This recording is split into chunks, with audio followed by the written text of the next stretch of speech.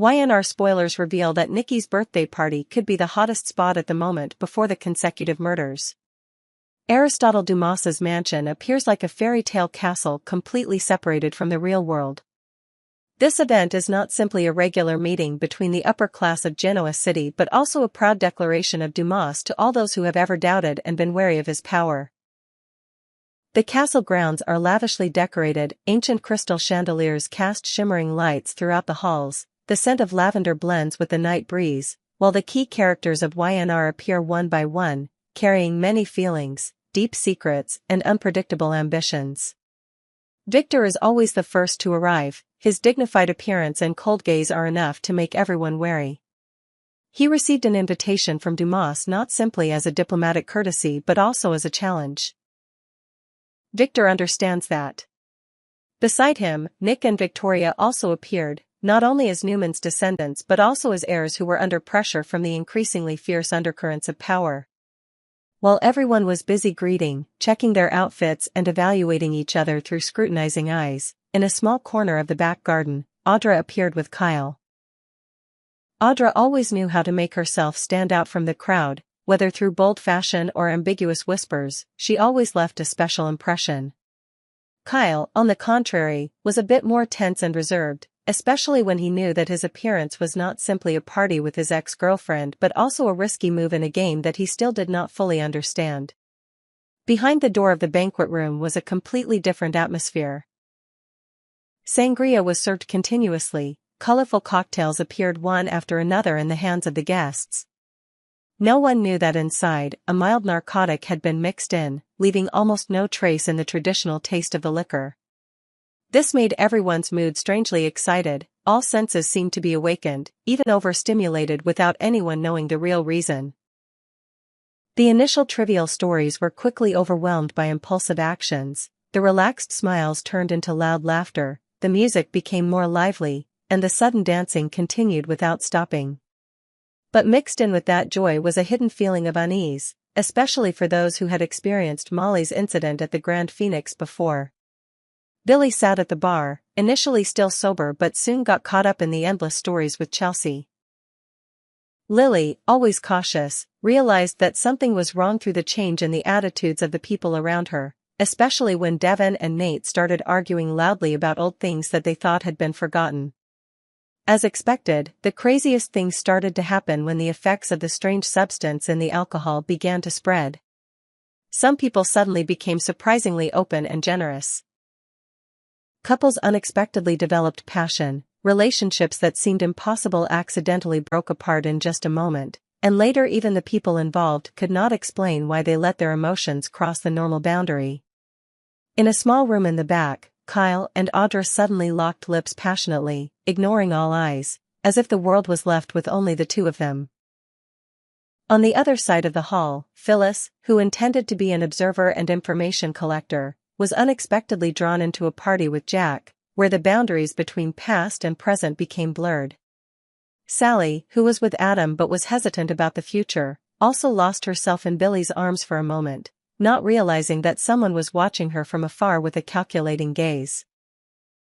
The frenzy reached its peak when a guest suddenly collapsed on the dance floor, creating a real wave of chaos. All eyes turned to Dumas, the host, the only one who remained calm, as if everything was according to his calculations. But even Dumas could not have predicted that among the guests, someone had already discovered the abnormality in the wine and secretly investigated, and that was Clare. She quietly collected the unfinished glasses, recorded the strange reactions of each person, and sent warning messages to those she trusted. But in that chaotic atmosphere, not everyone had time to react before things went too far. But in that chaotic atmosphere, not everyone can react before things go too far. The long-hidden secrets of each character begin to reveal themselves in a strange way, not through words but through uncontrolled actions. Devon confesses to Elena about his long-standing loneliness, which complicates their relationship. Lily, after witnessing Cain chatting intimately with a strange businesswoman, cannot control her jealousy and rushes in to cause trouble, causing the argument to become dramatic, attracting the attention of the entire banquet hall. In a hidden corner of the garden, Victoria and Nate cannot avoid the magic of the party. They find each other to confide their pressures, then unexpectedly cross the boundary that has been kept secret for so long.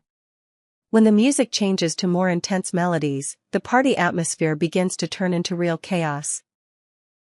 Some of the guests began to lose control, some were causing trouble, some were laughing and talking crazily, some were even rushing at each other as if there had never been any hidden conflicts between them. Many people tried to leave the party but found that all the exits were locked, creating a feeling of suffocation and insecurity like in a real horror movie. Meanwhile, Nick silently observed the changes and tried to keep himself as sober as possible. He quickly discovered the connection between this event and Molly's previous disaster and began to suspect that someone was manipulating everything to achieve a secret purpose. When Nick decided to go find Dumas to confront him, he discovered that the host of the party had disappeared from the party room without a trace, leaving everything for the others to solve in the chaos with no way out. Audra, after a moment of passion with Kyle, suddenly realizes that she has lost her phone and all the important data can be exploited by bad guys, threatening her position in the fierce business world. Kyle wakes up from a moment of weakness, feeling guilty and scared when thinking about the consequences of his impulsive moment. The following moments become a battle for survival for each person. Claire resolutely tries to find a way to break the main door lock so that everyone can escape, while Phyllis uses her hacking skills to disrupt the internal security system to prevent any videos or incriminating evidence from being released. Adam, who has been alert to any changes, takes the initiative to take Sally away from the center of the party and tries to protect her from Billy's schemes. Outside in the garden, Victoria hastily wipes away the remaining lipstick, trying to appear calm when meeting Nate again, but both of their eyes still show confusion. Meanwhile, Victor, who has witnessed countless disasters in the upper class, once again uses his power to restore order, forcing the private security force to open the gate to disperse the party. Only when the atmosphere gradually calms down does the consequences of the party truly become clear. Relationships are disrupted, secrets that were thought to be buried are resurrected, new alliances are formed on the foundation of betrayal and impulsive passion. Dumas, although not present at the end of the party, leaves a clear message: all boundaries can be broken in just one night, and all are just pawns in a larger game of power that no one realizes.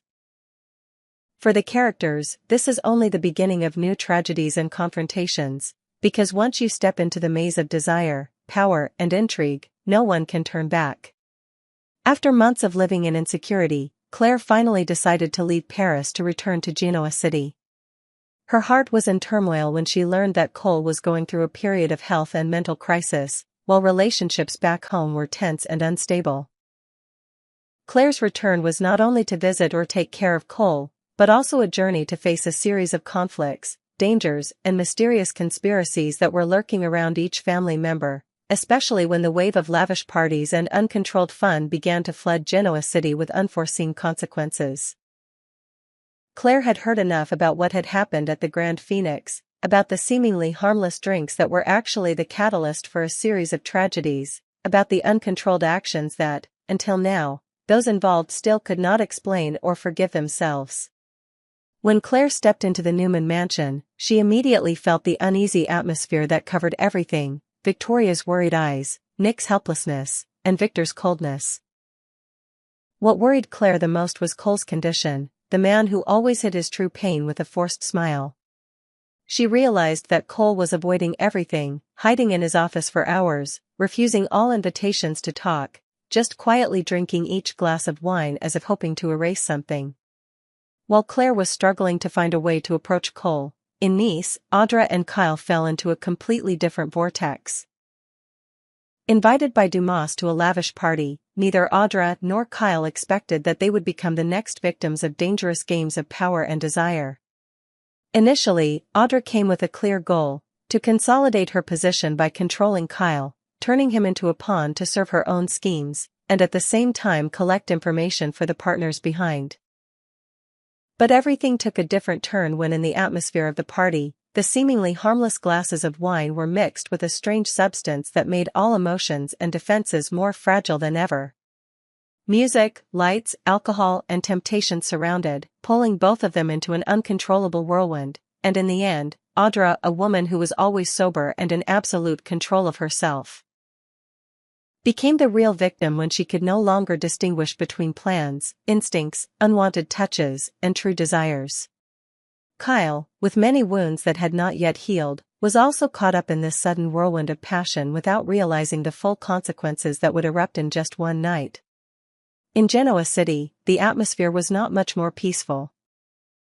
When news of drug parties in Europe began to spread, the city's upper-class community fell into a state of alertness but was still attracted by new temptations.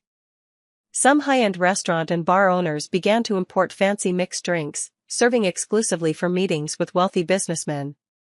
Sharon, after many events, realized that she was too tired of the internal war, with the endless loneliness.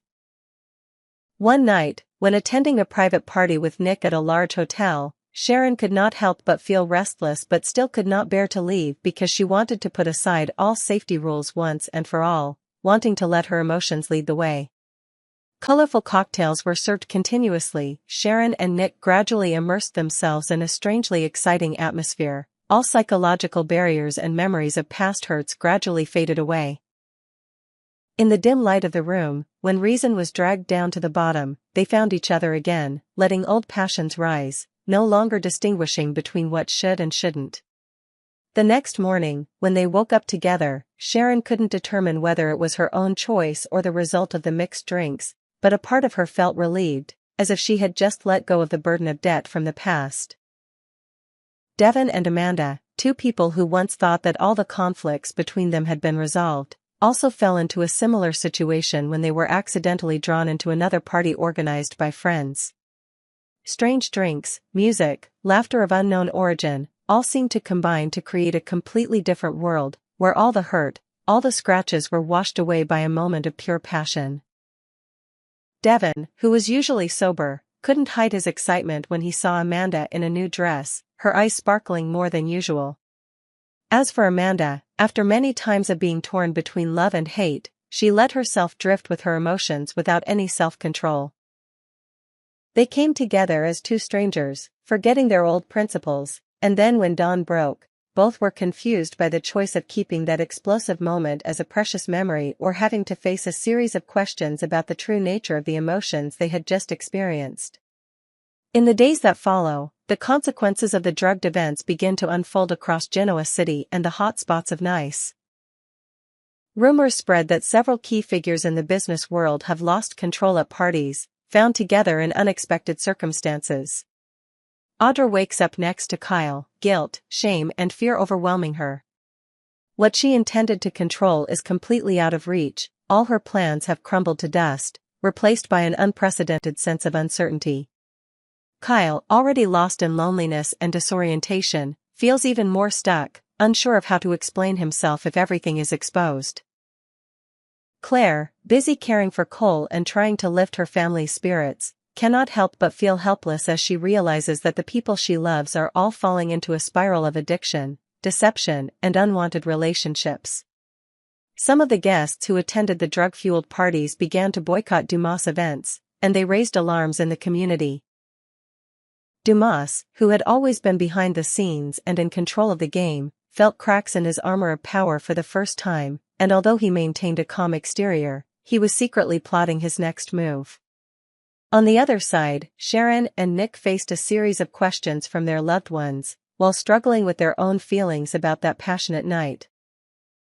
Sharon wondered whether it was a new beginning or just a momentary mistake, while Nick, after years of being lost, found himself yearning to hold on to the brief sense of peace he had just had.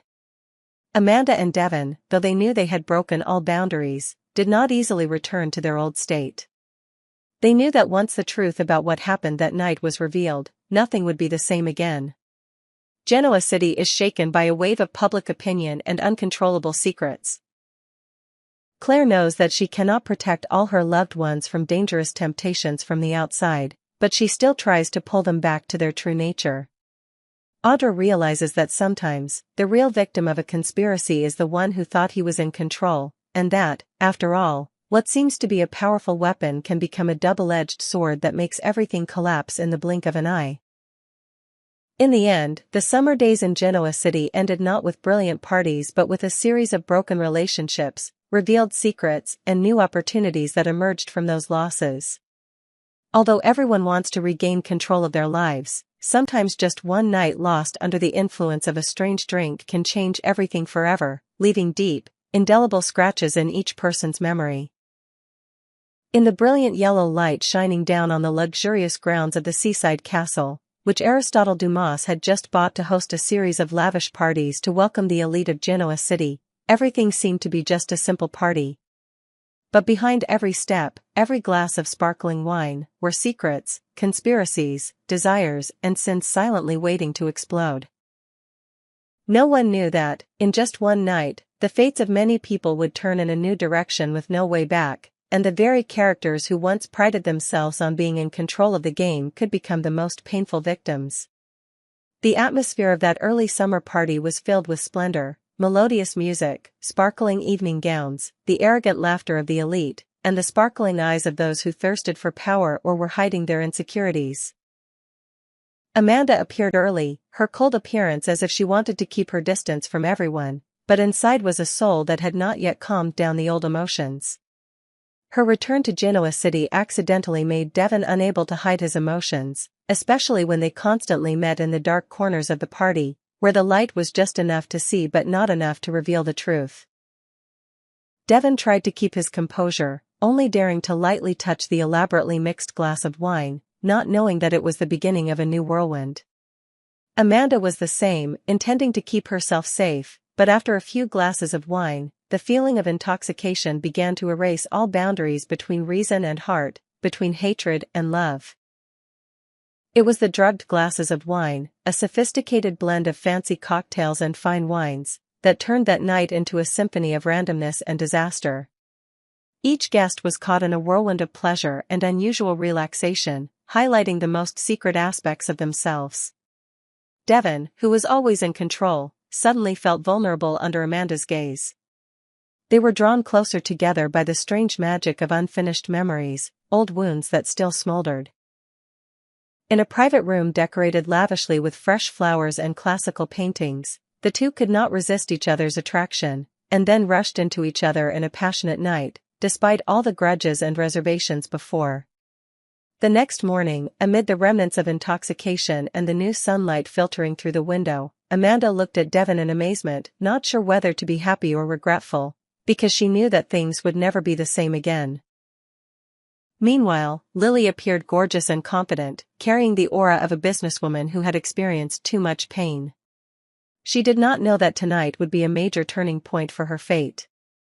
Lurking in the shadows of the party, a mysterious man was always watching Lily's every step, none other than Cain under a completely new identity, Aristotle Dumas, the powerful, rich and dangerous owner of the party. Cain, now Dumas, chose to keep his identity a secret, not telling anyone, not even Lily. He wore a cold, elegant appearance, like a French businessman with deep, mysterious eyes, revealing only fragments of distant memories through each gesture and look. Cain knew that Lily had been in pain because of past mistakes, but that made him crave a real confrontation, not only with Lily, but also with his old self. As Lily was drawn into the vortex of alcoholic drinks, all principles and defenses gradually collapsed. In a hazy moment between sober and drunk, Lily realized there was a strange familiarity in the figure of the mysterious host. And in the dizziness of alcohol and emotion, she could not control herself and threw herself into Cain's arms, not knowing that she had just slept with Aristotle Dumas, the man she thought had left her life forever. They came together on a passionate night, without explanation, without identity, only emotions and desires to guide them.